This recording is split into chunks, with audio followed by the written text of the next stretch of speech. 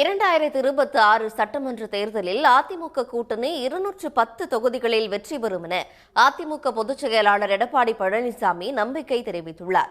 வானகரத்தில் நடைபெற்ற பொதுக்குழுவில் பேசிய அவர், சட்டமன்றத்திற்கும் நாடாளுமன்றத்திற்கும் மக்கள் வேறு மாதிரி வாக்களிப்பார்கள் என்று கூறினார். நிச்சயமாக 100% வெற்றி பெறுவோம். மீண்டும் அதிமுக ஆட்சி தமிழகத்திலே மலரும். இது எந்த கொம்பனாலும் தடுக்க முடியாது. மரியாதைக்குரிய சகோதரர் சி.வி. சண்முகம் குறிப்பிட்டார், நாமும் தேர்தல் வகுப்பாளை வைத்திருக்கிறோம்.